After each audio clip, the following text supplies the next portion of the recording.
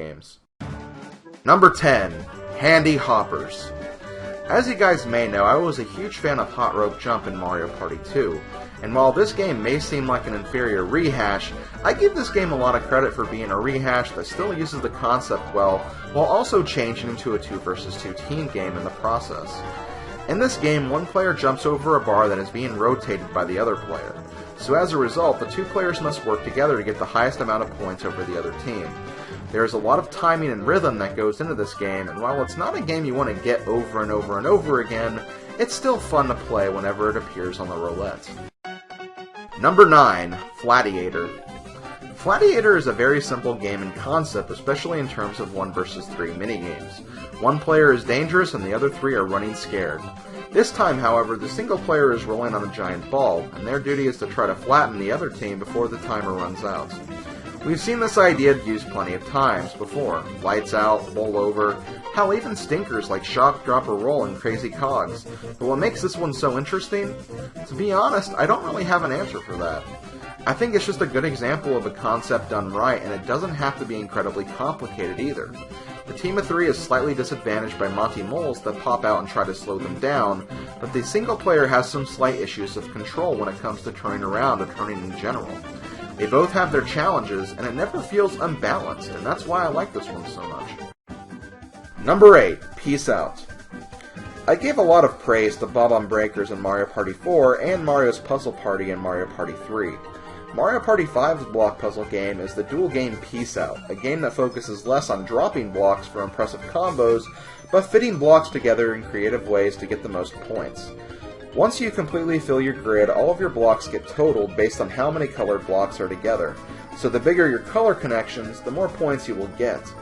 You can only get points once you fill out your grid, so you can't spend too much time working on getting combos, otherwise the game will prematurely end without you getting credit for what you have worked on so far. So sometimes you must make the hard decision to fill out your grid or hold out for the possibility of getting points. It's very strategic, very fun, but I wouldn't say it's the best in Mario Party 5. Number 7. Hotel Goomba. The last time Bowser and his minions took over hotels... yeah, we try not to remember that. But thankfully in this minigame it's a bit more tolerable. In this game, Mario and his friends work their way through a hotel crowded with Goombas. You must push the Goombas out of the way in a puzzle-like fashion to reach the elevator and ascend to the next floor. There are 3 floors to work through, and they get a bit more difficult the higher you go, in that it's easier to screw up and block the elevator on the higher floors. If you screw up, use the reset function, not on your GameCube, to retry the floor and make the proper adjustments. It's an alright game with a good premise and can lead to some exciting races between you and your friends.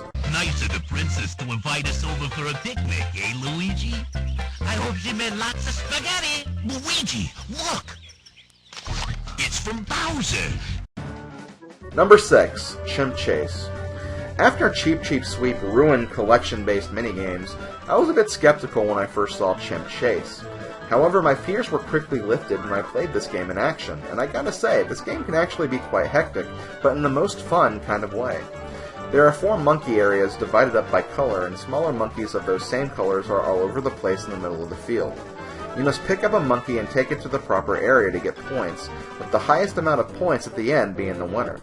There is also a nice little gold monkey that appears every now and then to give you bonus points no matter what zone you take it to. It's a very basic collectathon, but sometimes there is nothing wrong with basic. Sometimes basic can be the most fun. Number 5. Panic Pinball.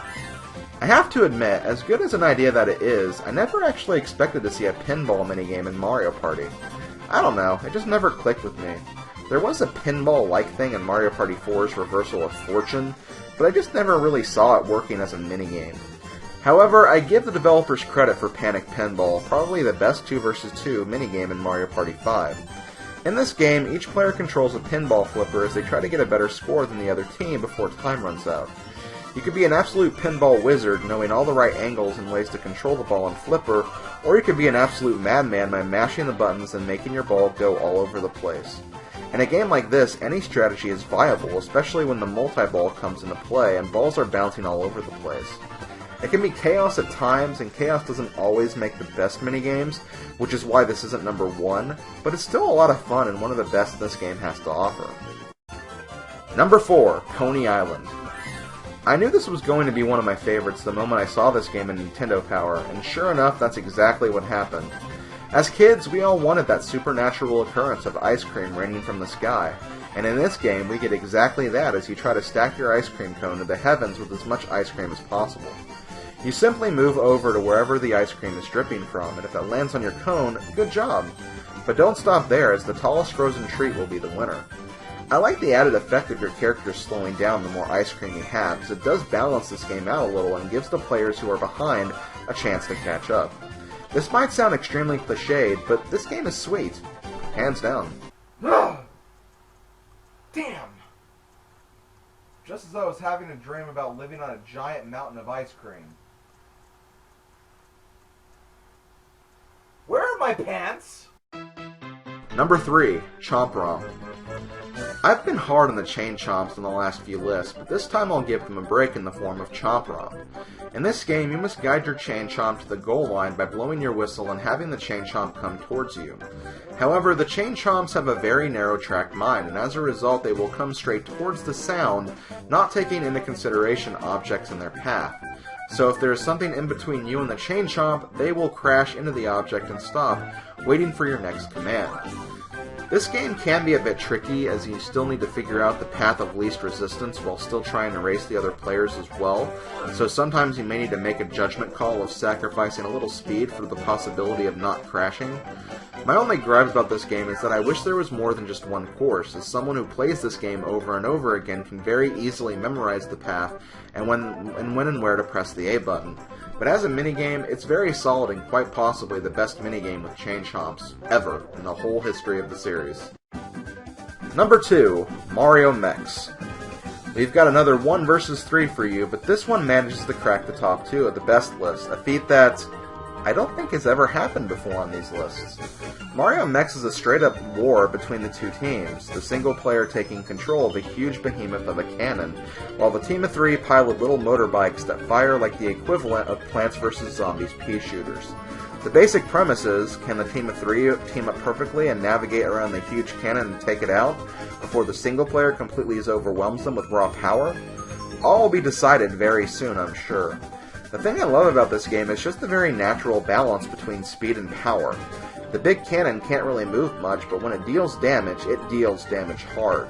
Meanwhile, the team of 3 has the luxury of being able to move very quickly and smoothly around the course, but it will take away health very slowly. For some reason, this game always ends up being very close for me, no matter what side I'm on, and while that might be a pain for some, for me it just speaks volumes for how exciting and fun this game can be. Hands down, this might be the best 1 vs. 3 minigame Mario Party has ever done. Number 1, HYDROSTARS. My fun and excitement for Mario MECHS is just barely beaten out by HYDROSTARS, a game that some of you might be a bit surprised to find out is my number 1 for Mario Party 5. Sometimes I'm not really sure why I like this game so much, but while I was working on this list, I did come up with something. Races have always been done in some fashion in Mario Party, whether it's races to the end of a course like Platform Peril or Skateboard Scamper, or literal races like CHYDROSTARS and Waterworld. However, these races always seem to be done with the same perspective in mind, whether it's from a top-down perspective, where you can see the whole course, or the camera that auto-scrolls. I want to say HYDROSTARS is the first minigame that actually changes this to a third-person behind perspective, or at least the first game that comes to mind. In this race, you must race the other players to a bunch of numbered checkpoints in order before you turn around and head back to the finish line. There are some obstacles every now and then, but none of them are really that threatening, and they can't exactly take you out of the race either. So while it may seem like a very bare-bones minigame in terms of content, I just love it for the pure fact that it's a heated race where you have full control over your character, and the only thing that can get in your way are the other racers and how you react to those other racers. For example, say another player is ahead of you and they are driving into the checkpoint that will force them to turn around and head to the next one. You can take this opportunity to slam right into them and block them off, possibly getting ahead of them if you time it just right. It's the type of minigame that I really enjoy, and I love Mario Party 5 manages to use it to its full potential, despite being a very standard and common concept. And that's why HYDROSTARS is my favorite game in Mario Party 5. That about does it for the minigames, but we still have the boards to go through, so stay tuned tomorrow for the next part of Mario Party 5, when we cover the 7 boards of the game. See you guys then.